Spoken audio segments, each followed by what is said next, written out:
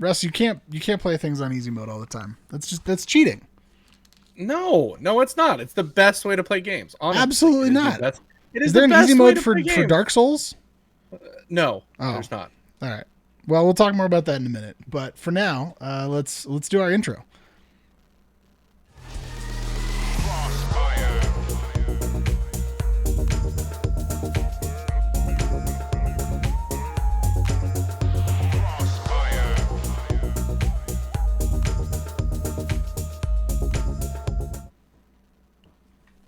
What's up, everybody, and welcome to CrossFire Faith in Gaming podcast. I am one of your hosts, Russ Dornish, alongside my co-host, the Reverend David Petty. Broadcasting from a basement with very limited lighting. I've been in the middle of a move. But yeah, that's me, David Petty. For those of you watching on your podcast through your ears without your eyeballs, you can't see me. But just imagine really terrible lighting, like the worst lighting ever. That's how I am right now. So today on... Yes? we're it's new at been this. a while. It's our first podcast, everybody. Since we're brand new at podcasting, we're gonna Russ, you tell them what they've won. Well, I was gonna say we've been gone for a long time. We took a little bit of break. It's a very busy season in the Methodist Church. So David, before we get to what are you playing, tell everybody at home what's been happening in the life of the Reverend David Petty and why we have been on podcast hiatus for the last 2 months.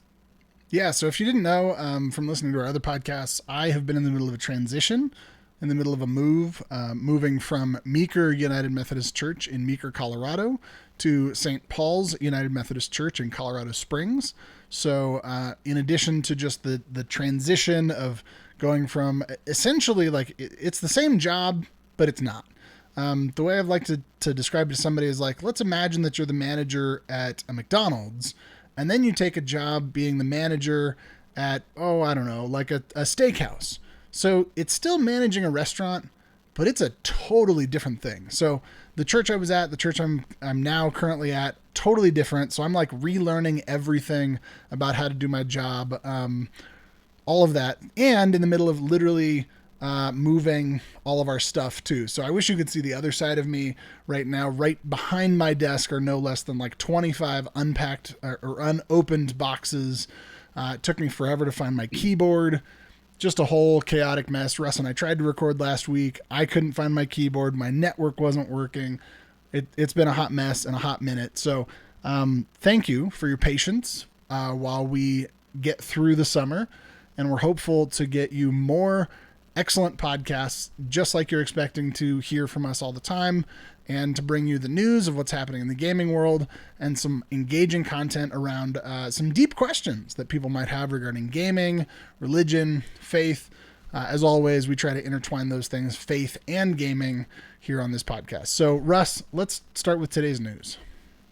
Okay, today's news, and it's not really today's news, but we're going to kind of summarize and go through some of the big gaming news the last month or two, mostly in the announcements of some brand new games that are coming out. Lots and lots of announcements of what is to come. E3 happened last month, so we had a lot of new things brought to us. The first thing, obviously, was the big Xbox Bethesda Cross Showcase, so their first dual showcase. Just for some of the highlights from the show, of course, we got to see the first details for Forza Horizon 5. Ninja Theory shared a little bit at a separate event about Senua's Saga Hellblade 2. Double Fine update on Psychonauts 2 with the release date saying that it's going to be August 25th. We'll have more on that in a little bit for the topic of the show. Some new games, Stalker 2, Plague Tale Innocence to be optimized for Xbox Series X and S, which is interesting because that game is also free on Xbox or PlayStation Plus for the month of July and free on Xbox Game Pass. So Plague Tale for everybody. We've got to see Age of Empires 4 if you're a big RTS fan. Age of Empires is a classic, and the fourth one will be coming out October 28th.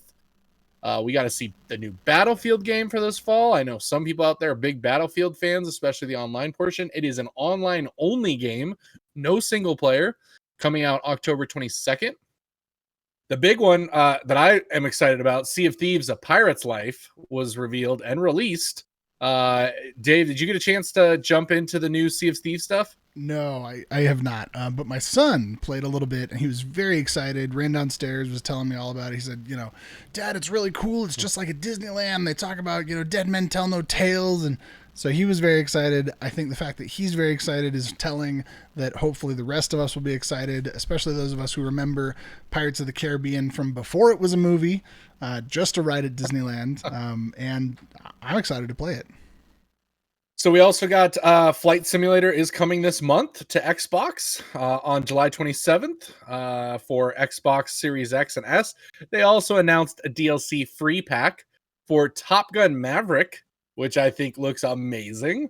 Here's another big one that I'm actually excited about. Hades, the roguelite game from Nintendo and PC, is coming to Xbox Game Pass August 13th. So everyone will get to have a chance at that. And that pretty much did it for some of the bigger announcements. Obviously, they covered a few other things. We got some information about Halo, of course. Didn't really get a gameplay. We got a CGI trailer. So still not sure what that's going to look like when it finally releases. But they are taking their time. It is going to be a little bit before we see the rest of Halo. And they also announced a separate multiplayer version of Halo that's going to be free. So I have a feeling they're going for that Fortnite Warzone crowd with the free extra. Besides Sea of Thieves, Dave, anything catch your eye? Anything is interesting to you from that list? I was excited to see a little bit more teaser from Starfield, mostly because I remember going to E3 back in 2017, 2018, and seeing the Bethesda. That was the year that I got the Vault, the Nuka-Cola Quantum, that I had to decide whether I was going to drink or move. I moved it, for those of you that are interested in that. So I still have it. If there's anybody out there that wants to, give me millions of dollars for my rare Nuka-Cola Quantum, to commemorate the greatest game of all time, Fallout 76, as reviewed by nobody. Anyway, but yeah, so I saw Starfield, and at that point it was like a teaser. Literally, it was just like this thing opens up in space, this array, a solar array opens up in space, and then it's like blink, and then Starfield, and it was like, okay, well, what is that? I still think it's probably going to end up being like No Man's Sky, so it'll be interesting to see where they take it. I think I've seen people are saying it's going to be like a No Man's Sky meets Skyrim that's a little bit more realistic. So we'll see, but I'm excited to see that. Not a whole lot. I feel like overall this year's E3 was a little underwhelming, probably because you had so many announcements with console releases and you had COVID in 2020, so game studios were just like trying to get the things done that they even said that they were planning to do, let alone anything new and exciting. So I think next year will be the year to look out for E3 news. But yeah, that was nothing really caught my eye. So I forgot also, and I need to throw in here, I think the winner of E3 this year was actually Nintendo. Nintendo had a pretty darn good showing. So we got announcement of Metroid Dread, which everyone is freaking out because it is the first 2D Metroid game that has come in a very long time. People are going nuts. The game's selling out everywhere. Pre-orders are selling out. They also announced that it was Metroid 5, meaning that we're still getting Metroid 4, which I believe is supposed to be still a 3D shooter like the previous one. But everybody's excited about that. You got a little bit more taste of Breath of the Wild 2, which everyone's super stoked about. We got a new WarioWare coming. We've got a Mario Party game coming. Overall, Nintendo, I think, did a really good job of showing some new stuff that made people excited. But again, I agree with you. E3 was very lackadaisical for me. It just didn't feel like E3 when I watched. There was no really huge hype, oh my gosh moments, because a lot of the stuff, like you said, was delayed. So we got a lot more info of things we already knew about more than brand new things. So we'll see. Also, Sony did nothing during the month of June, right. Really, when it came to E3. They finally did have a state of play last week, which I will just quickly go through. Before you get to that, I just want to comment that I thought it was crazy that there was literally no Animal Crossing with Nintendo's talk at E3. It was like you could have announced like some sort of new season, something coming, but as big as Animal Crossing has been for the last year, for Nintendo to be like, yeah, that's we're just gonna gloss over it. The Animal Crossing community was like going nuts about the fact that E3 was silent in Animal Crossing world. Anyway, go on. Well, Continue. I know your love of Animal Crossing. Onto the PlayStation State of Play from last week, we got to see Moss 2, which is a wonderful PSVR title. The original, highly recommended if you have a PSVR to pick it up. Also, Arcade... Moss is available on Oculus. You can play that. Oh, okay, so it is Steam. Yep. So we've got the second one coming. Yep. Arcadegeddon coming. Another interesting. A lot of these games were indie titles. They were not big time AAA titles. Tribes of Midgard, Fist looked really weird. Hunter's Arena, not my cup of tea. Multiplayer melee combat game. Then we also, this one's really good though. Indie game. We got more info on Sifu, which is this like martial arts ninja fighting game action thing that looks unbelievable. We also got, what are some other things? Lost Judgment, which is coming from the studio that gives us Yakuza. The game looks ridiculously good graphic wise. We got to see more of this game, which was kind of shown at the Summer Games Fest, which I think you're going to be excited for. The Death Stranding Director's Cut coming to PlayStation 5 in August. They are bringing a ton of new stuff to the game. New melee combat, new DLC, new ways of transporting equipment and deliveries. They have like a delivery cannon. Yeah, they have like a t-shirt cannon and a jump thing for jumping really far. Yep, plus support for your PS5 controller, right, with the triggers. Yep. I will say, tiny tangent back to E3 for a half second. I was just looking it up. The other game I was excited about was the Avatar game. I think, as much as I wasn't a huge fan of the first movie, it was amazing for what it did for 3D. And the fact that they're coming out with Avatar 2, 3, 4, and 5 in the next 5 years, 10 years, whatever. Like back to back could be good. And it looked phenomenal. So if nothing else, maybe a game just to pick up and play, just to check out the graphics. But anyway, back to your PS news. So Death Stranding Director's Cut, super excited. Alongside the Ghost of Tsushima Director's Cut also got announced. Completely new island with what I've been reading says a 6 to 10 hour side story edition, which is great. There has been some, we'll say, controversy going on in the community whether or not these director's cuts are worth paying for the upgrades. Because Ghost of Tsushima is charging for the upgrade, Death Stranding is charging for the upgrade.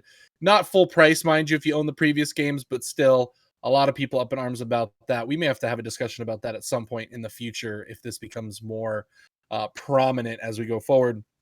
So a little bit more Switch news, and I'm interested to hear your thoughts on this. They did announce the new Switch.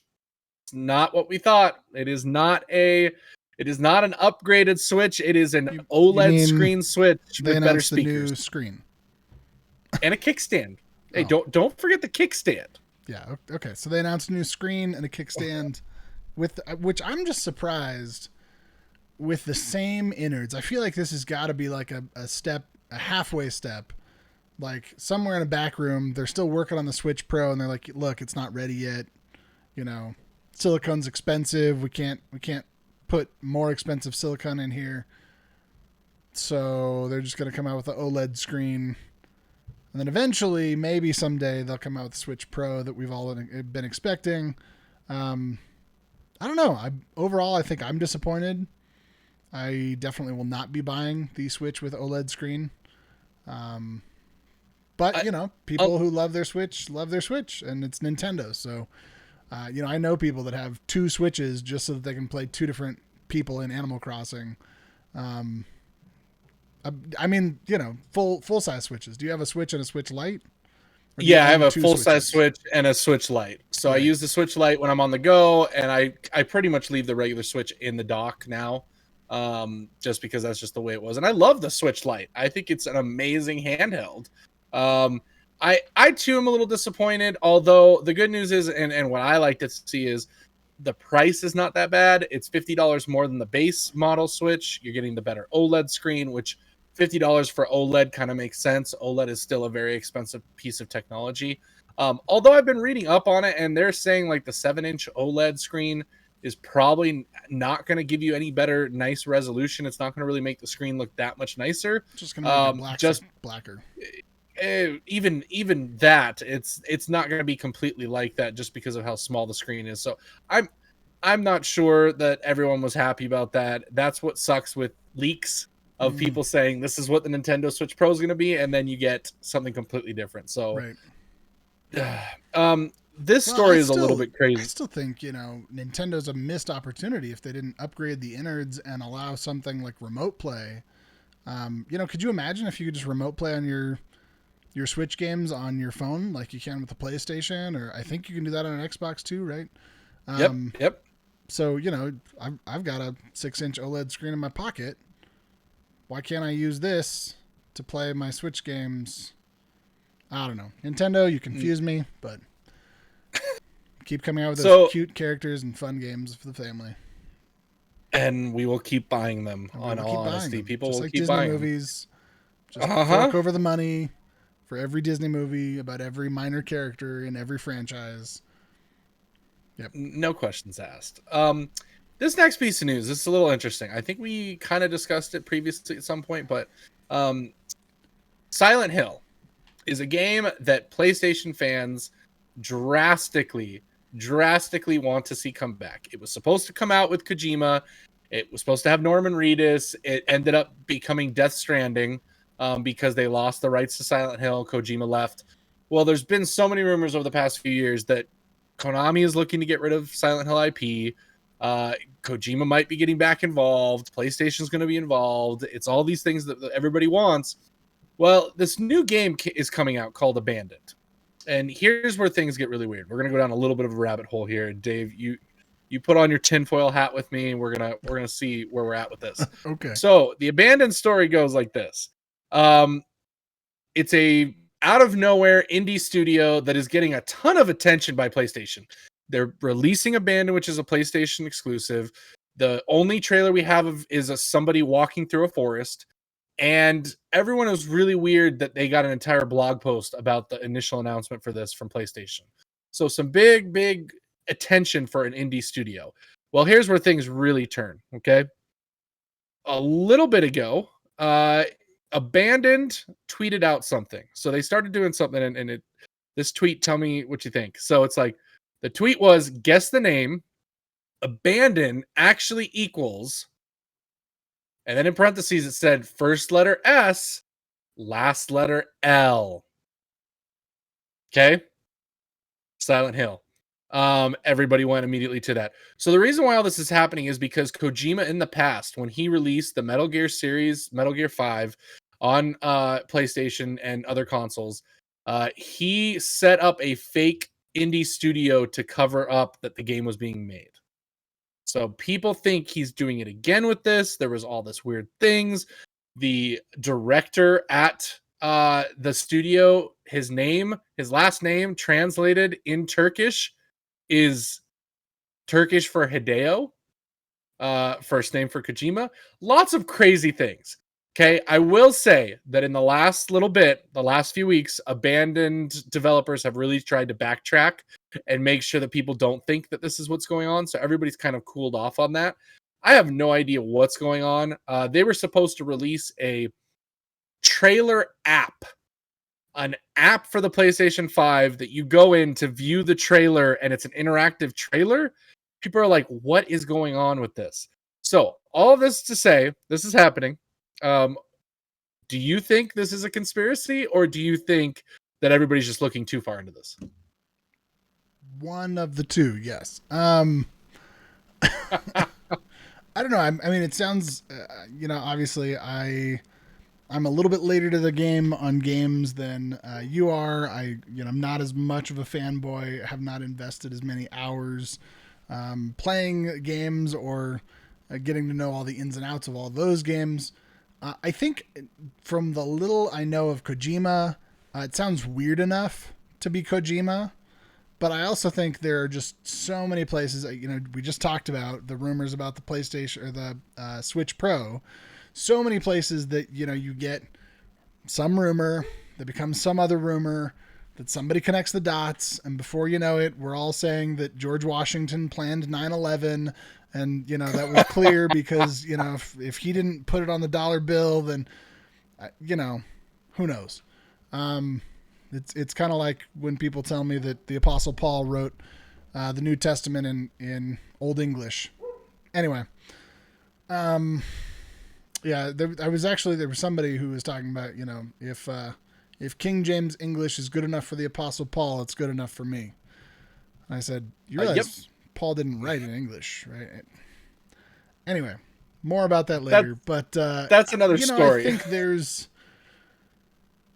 I don't know. I'm split. I don't know if I can make a decision. I tend to say there are things like this that get me excited, like, oh, it could be, but I'm not going to go down that rabbit hole without at least keeping a foot out the other end to keep me grounded. So it's funny because I mean any conspiracy theory is really like that. I mean we try and create things that are just not there, and we will find every little piece and every little thing to fit into our little puzzle, and we do that with everything that we look at. And it gets us in trouble as humankind. It gets us in trouble.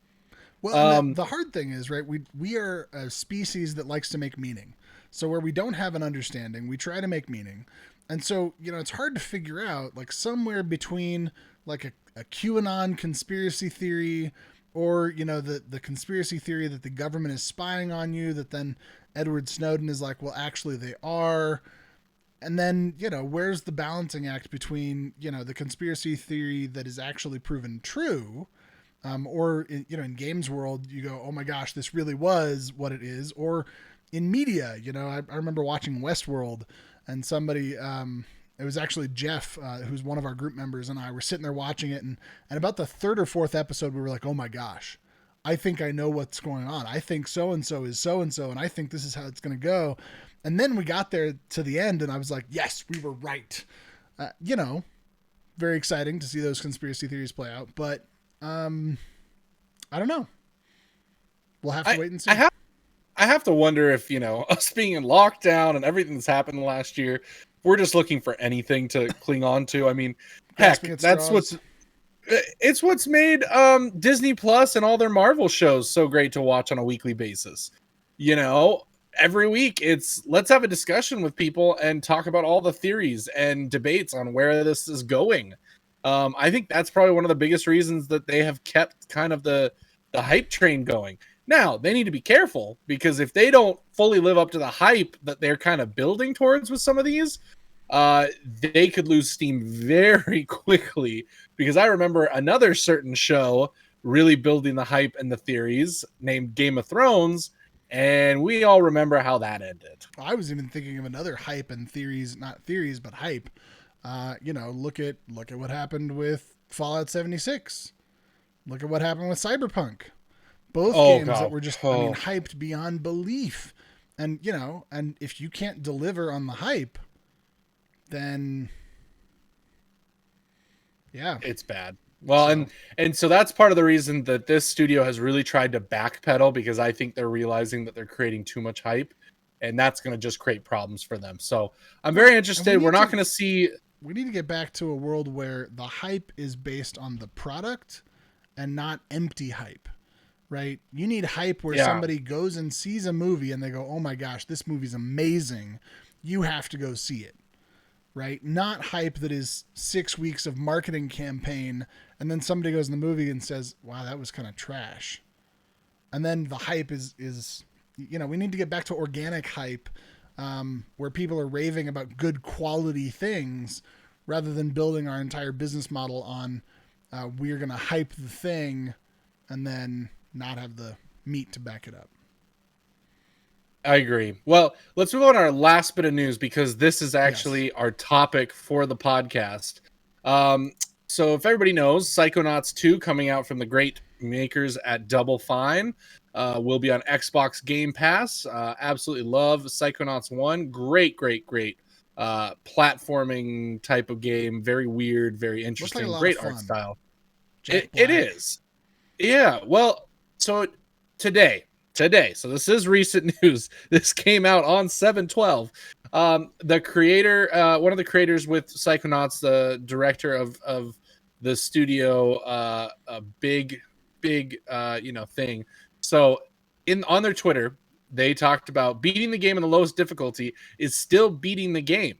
If you beat Psychonauts 2 with invincibility toggle on, you still beat Psychonauts 2. All people should be able to enjoy games, all ages, all possible needs. It's an ongoing and important process for our industry and a challenge that we must meet. End of the day, we want to have fun, to laugh, to experience a story that affects you on whatever terms you want. Very interesting little take there. We've had this discussion in our group before. We've had this discussion between you and I. Let's share our opinions, but share, David, for me, what is your thoughts on easy modes in games? Yeah, hold on 1 second. Okay. So easy mode.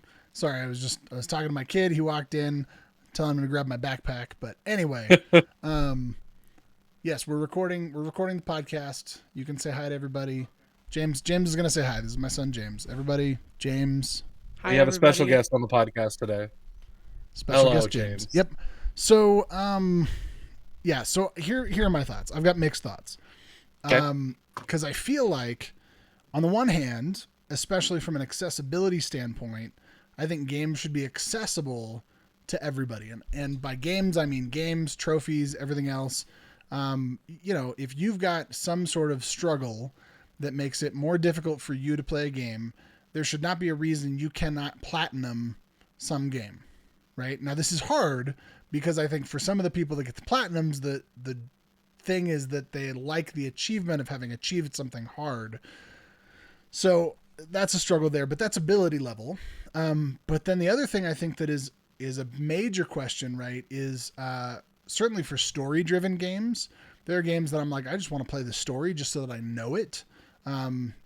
People talk about really compelling stories like Life is Strange, like the story in Metal Gear Solid, the stories in Death Stranding, the story in Detroit Become Human, The Last of Us, all of those kind of games. The story in Mass Effect, right? So I think from a story standpoint, you also want to make the story easily accessible. But I think the question behind the question in my mind is, how did the developer intend this to be played? So for some developers, it might be, hey, we created this game. It's going to be fun. We want you to have fun with it. For other developers, Dark Souls game, what am I thinking? It's From Software. Right. But the genre of game Souls game. They call it Souls games. So the Souls games, Demon Souls, that was one I was thinking of that you just played. So the Dark Souls games, obviously the whole thing with them is that they're incredibly hard. So if the thing is that it's incredibly hard, local reference would be like the Manitou Incline, right? The Manitou Incline in Colorado Springs is this staircase that goes up like a mile, and you go, I don't even remember what the elevations are, but essentially it's like if you just walked up a staircase for like an hour, that's the Manitou Incline. Well, it's supposed to be hard. The point is that it's hard. So it'd be kind of weird to like get an elevator ride to the top and be like, I climbed the Manitou Incline. So I'm really torn with this. I think there's a battle between ease of accessibility and what does the developer intend with the game, with the title. And ultimately, I think it raises a bigger question. That's kind of the question behind the question, which is, does our interpretation of any media, whether that interpretation is through translation, whether it's through a different medium, or whether it's through different languages, like I said, translation, interpretation through different level difficulty, right? Because I think it's going to be a very different experience playing through, let's say The Last of Us on the super, super hard mode. What is it called? Grounded mode. Right? Or any of those games with like the single life mode. It's a totally different experience than playing on easy mode. So does that affect the difference of how the story impacts you if it's extremely hard versus if it's easy because you've changed the settings? What do you think, Yeah. Russ? Well, I mean, most people know me and know that I play games for story, but I also play games because I love trophies. I love collecting them. But the reason I love trophies isn't so much for the achievement of it, isn't so much to brag that I did this. For me, it's more of a collection of completionism, of just being able to track and show that I've completed everything there is to do in a game. So for me, it's not so much of a brag of, hey, look, I got the hardest trophy in this game and blah, blah, blah. No, it's just, hey, look, I finished this game and I got all the trophies. So I've really done everything I can in that game. Now, on the other side, the Souls stuff, as somebody who is very close to the Platinum in Returnal, which is a rogue game that is very difficult. And I've seen lots of people say they haven't been able to beat it, which I was like, wow, I actually beat a game for once that was really hard. That story, part of the actual mechanics of the game is dying and having to restart. Now, I will say that got me prepared to test out how that went with a Souls game, and I started playing Demon Souls on PS5. And Demon Souls is, to me, so far a little bit easier than what I dealt with in Returnal, because in Returnal you die, you start from scratch. Demon Souls, you still collect things. You can technically level up your character and grind that if you want in certain sections before you take on harder difficulty spots. It's a lot of die, rinse, repeat, kind of figure out how everything goes. Whereas again, in Returnal, every room changes every time you die. So really you're not getting the same experience each time. Demon Souls, it is. You're learning, okay, this guy throws a firebomb at me around this corner and hides. Okay, next time I go, I'll make sure that he doesn't hit me with that and I die. Or this spot I have to run really fast to get through. Otherwise a dragon will swoop down and kill me with its flames. Those are all things. And then as you progress, you open up shortcuts and secrets that get you to different parts of the game quicker so that you can slowly progress through the game, which I love. However, here's my little problem with that. I still think there should be an option for some kind of easier mode. And it's not, in that case, it isn't for me. It's going back to our accessibility conversation. I've had conversations with several different people, and most of them are like, I had somebody reach out and say, I am partially disabled, but I'm able to play Demon Souls. And I'm like, okay. They were like, you should be fine, which is fine, but not everybody is like that. And if we go back to The Last of Us Part 2, which won all sorts of awards for its accessibility, it was ridiculous what Naughty Dog did to make that game accessible and that story accessible to people. From a really easy difficulty to being able to turn on blind mode, being able to turn on colorblind mode, being able to, listen for audio cues and different things like that. It was ridiculous, and how amazing that they thought of those things. And so I do agree, though, with Double Fine here. I think everyone should be able to play games. Games should be for everybody. There should be no limitations. And while I get the purists out there, especially from back in the day, I remember my Super Nintendo playing that.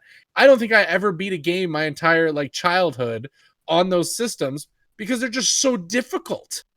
That was such a difficult time. I mean, tell me, did you have any luck with some of those earlier, Super Nintendo, all that stuff when it was, there really wasn't save points and things like that? No, what was your experience? I never finished Mario until probably, 2002. I think I got it on an NES emulator on my computer where you could have an emulated save point. Yep. And then, of course, you had the internet and you could look up tutorials and all that kind of stuff. But no, I think Need for Speed Underground was one of the first games I actually finished to its completion. And then, maybe years later I played Grand Theft Auto San Andreas and I was like, look, I'm an adult and I can finish a game. Okay. that was a goal that I made. So I did it, but, yeah, I mean, it was hard. I still think though, there's a question. So should there be an easy mode for Cupheads? Did you ever play Cupheads? I haven't picked it up because of how hard everyone says it is. Well, then, Russ, you should have a live stream We could talk about the Of theology in playing Cuphead Cuphead. too, making a deal with the devil. Gosh. But man, that is I think I've only finished 2 levels in that game, and that was probably like 10 hours, Oh gosh. just to get it See, not. just right. And Yep. then I think you have the things like we talked about with my wife, who's played Sackboy, and still does not have the platinum trophy because hour after hour after hour, she is still struggling to get that last trophy that even the developer himself did not get. So I don't know. And then I think like we talked about, maybe we take this into this next piece of the conversation, which is, does the interpretation of a thing change its meaning? Right. So for a long time in the church, the scripture was only available to people in Latin through the Catholic Church. Most people didn't have a Bible. Also, reproducing Bibles was very expensive. You didn't have the printing press. You didn't have, printer paper. You didn't have mass printing houses. So to have a monk scribed Bible in Latin was very expensive. It was very difficult to produce. But it also provided a certain sense, I think, of limitation of access, right? There were the in crowd that knew their Latin, that, led the church. And then there was everybody else who just had to kind of see what, the leaders of the church said. So then you have the Reformation, which, a lot of people just credit to Martin Luther, but really it was a lot of people that kind of pushed that forward to make the Bible accessible, bringing the Bible into German and into everybody's own languages. Well, now, the Bible's been translated, I think, into every language that you possibly can think of, including probably, accessibility versions. You could probably get, I actually own a Bible on audio cassette. There's also a Bible in Braille. There's, you name it, and guaranteed the Bible's been translated into that. But it also begs the question of, is there something lost in the translation that in translating it into English, which, Latin wasn't the original language anyway, but in translating it out of the original Greek, out of the original Hebrew, is there something lost because it's being translated? And I think there is, I think there's something to be said for the original languages. I don't know. What do you think about that? I mean, you have to look at it this way. Like, again, I believe everything should be available to everyone. Everyone should have a chance to do whatever they want.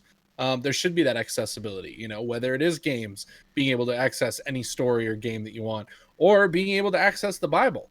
I also kind of look at it too, the other side of it of, yeah, if they don't translate the Bible and we're gatekeeping in a sense that, oh, hey, only pastors have access to this, while it makes pastors that much more like above everybody else of like, we're the only ones that can, deliver you the Bible. The congregants kind of suffer from that. You don't get to make your own decisions and you don't get to really look at your own faith.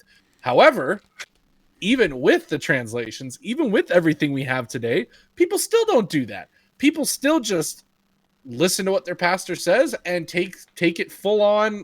Every word that comes out of their mouth is correct and they can do no wrong. And I'm never going to check or double check or do my own research. So I see both sides of it on that side when we're talking about the accessibility to stuff. How many people are actually going to take the time to use the things that they have for us? Switching back to games, if Demon Souls were to get an easy mode, would we see a bunch more people actually try it out? Or would people just be like, nah, that's not the way it's supposed to be. That's not the way that it's supposed to be played. That's not the way the Bible is supposed to be translated or looked at. How many times have we heard things like that? What would that be like in the gaming realm versus what it's like in the biblical realm of how things are treated with the Bible? But I mean, it's just very interesting when we talk about the idea of accessibility and the ability to be a part of anything. I don't think there needs to be that gatekeeping. I don't think there needs to be things stopping people from getting to experience certain aspects that are important to their biblical journey, to being able to play games. Obviously, there are restraints in everything to certain people, but I would prefer that the most people possible have access to whatever it is they're looking for. Yeah, I think So having access is not without its faults as well. We see this with access to information. Things like the Arab Spring. We also see this with if you look historically at what happened after the Reformation. It wasn't like people just got the Bible in their own language and they're like, "Sweet, this is great." No, they realized like, "Wait a second, there's a whole liberation message in here.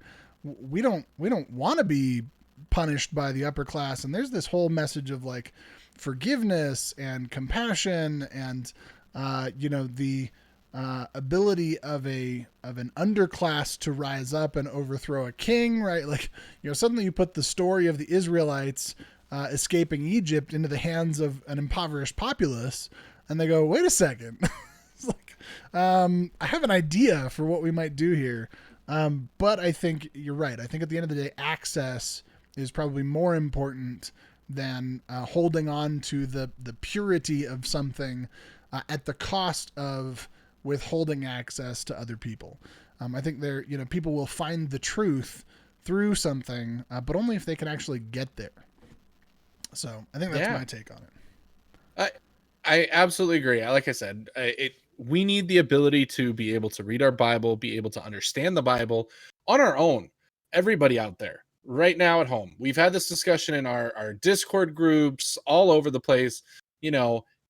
I respect people more when they're like, I deep dove into my Bible, I read some commentary, I read some different language and things that happen inside the Bible, and this is what I came to my decision. I believe this because I researched it, versus what I hear some people tell me, I believe this because my pastor said so, or I believe this because my church said so, or I believe this because so-and-so said so. Well, that's great, but get multiple people, get multiple sources, get multiple pieces of information that give you the information you're looking for. It's better for us to be able to seek out that information and grow as people. I know that the word deconstructionism is sometimes dirty to some denominations and some people in the world, but it doesn't need to be. It doesn't mean you're going to walk away from faith. It doesn't mean that you're going to walk away from your denomination. It just means that you're going to be a more mature Christian and more mature person in your faith, and you're going to be able to answer questions when people ask you it. And I think that is always important, and everybody should go down that journey. Part of the reason that college is so great, I feel like college is the one time that everybody, and no offense to people, but I really feel like the biggest valuable thing that people get from college is just the ability to deconstruct their lives and really feel and find out who they are, versus the actual like learning that you do in your subjects or anything like that. It is your ability to kind of bridge the gap between being a child and being an adult. There's the period in between where you figure out who you are, what you believe, what you understand, and that's what that time is used for. And I think the only way you get that is by having accessibility to all the things that are at your fingertips or available to you in your life. And so taking the idea of easy mode into that, I just say we might as well just make everything accessible to everyone. Let people choose. Let people say, yeah, I beat Demon Souls on super hard difficulty, and I'll be like, I beat it on easy. I don't care. So let me throw one question at you then. So how do you feel as a platinum trophy hunter when the platinum trophy for a game is walled behind having to finish that game on a hard difficulty? I will read how people feel about it and how difficult it actually is. And most of the time I will say, peace out. I'm not going to play that game. Okay. That's where I am in my trophy hunting. For instance, I did get the platinum in Wolfenstein 1, which you have to beat in the hardest difficulty. I may have cheated the hardest difficulty. That's for another time. But Wolfenstein 2, there is no cheat, and the difficulty got ramped way up. And so people in the trophy community are like, this is an 8 or 9 out of 10 trophy because the difficulty is so bad. It is going to take you hours and hours and hours, and even then you probably won't beat it. At that point, I was like, see a Wolfenstein 2. I'm never really going to try and experience you, at least not right now. That's not what I'm looking for. I'm not looking for stress. I'm not looking for frustration, breaking a controller, whatever it is, of just getting that close. And I don't want to deal with that. But my favorite gaming series, Uncharted, it requires the more difficult. It requires you to play on crushing to beat it. And so because I love that game so much, I pushed through crushing difficulty to do it. And I did that on the original PS3. Now here's the interesting thing. When they were brought over to PS4, they changed things up a bit and made it easier. They added the ability to add cheats to the game to help you beat crushing mode. So while you still only take 1 to 3 bullets to die, you can turn on one hit kills, you can turn on unlimited ammo. It makes the game super easier than it was when you had to just beat crushing straight up, which I did Uncharted 1 and Uncharted 2 on PlayStation 3. Beat both those on crushing. Never went back and finished Uncharted 3. I almost finished it. I think that's the only one in the entire series that I'm missing the platinum for. Then I platinumed it Uncharted 1, 2, and 3 on PlayStation 4, Uncharted Lost Legacy, Uncharted 4. I have the platinums in all of them. I've beat them on crushing. I appreciate those ones and their difficulty. But again, there are some games out there that they try to be unfair difficult, which I do not appreciate. I need to at least feel I have a chance versus it's just. I think from a life standpoint too, I think there are folks out there who think that, in order to be the best version of the you that you are, you have to have a sense of rugged individualism. You have to do it the hard way. You have to do it yourself. Certainly my grandfather was one who, if he had 2 ways to do it, he would pick the hardest way to do it because there was some sort of honor, he thought, in doing it the hard way. But I think, I look at it and I was questioning in my own mind, is there something to be said for obviously having some sort of discipline, right, to get through something that might be hard, not taking the easy path out, right? Certainly for people that struggle with addiction, there's questions about, the easy road versus the hard road. That's a whole different topic for a whole different day. But I also think, right, for somebody that struggles with addiction, the hard road is, to overcome that addiction by yourself, to quit cold turkey, to, who knows. But I think that's where also we say, there's a middle road too. There's the reach out to somebody else, tell them that you've got a problem, look for help, get a hand out, get a hand up. And for those of us who are able to help others in any way possible, that we offer people an easy mode to say, look, I know you're struggling with finding, $100 for your rent this month because you just lost your job, but you've got this next one lined up. Let's not make you take the hard road. Let's give you a little bit of compassion and give you an arm and an olive branch. So I'll leave us with compassion, this.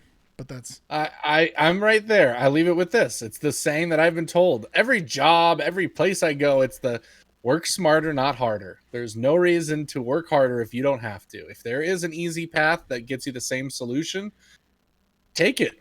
So, in a game, if there is an easy difficulty that gets you to the ending the same way that the hard mode does, take it. Like, you don't need to put yourself through that. You don't need to punish yourself in that way. Try it, go for the hard way, but don't feel bad about going in the menu and switching to easy just because you can't, do it. So that's where I'm at. Smarter, not harder. Yeah. And I think at the end of the day, for me, it's a question of what's the best route to get you the goal that is the best outcome for you. Right. And so if the best outcome for you is to say, man, I climbed the top of the hardest mountain to climb, then sure, put it on crushing, play through the hard mode, and pat yourself hard on the back when you finish that hard mode. But if the best thing for you is just to say, man, I finished that game and I really enjoyed the story, do that. But also, don't beat yourself up just for the sake of beating yourself up. So I think that's our topic for the day. Want to say thank you for everybody for joining us on the podcast. I encourage all of you to join us on Facebook, to join us on Discord on Monday evenings. Check out our Instagram, our Twitter, check out our website. And also we've got a super deal right now. Once I find the sticker box or once the second order of stickers that I ordered gets in, if you just give us your contact info, we will send you a free CrossFire Faith and Gaming sticker. Looks kind of like the symbol on my hat. So fill that form out. Let us know your contact info. We'll get you a free sticker. And yeah, check us out on Twitch when we actually start live streaming again, now that things are settling down a little bit and we're finding our game consoles. And yeah, just want to say thank you again for joining us. Russ, any last comments before we close it out? Nope. Just thank you guys for tuning in, and make sure you guys come back and check out all our wonderful things that we have going on right now. And tell your friends. to come check us out at Crossfire, Faith, and Gaming. All right. Have a good week. God bless you guys. God bless.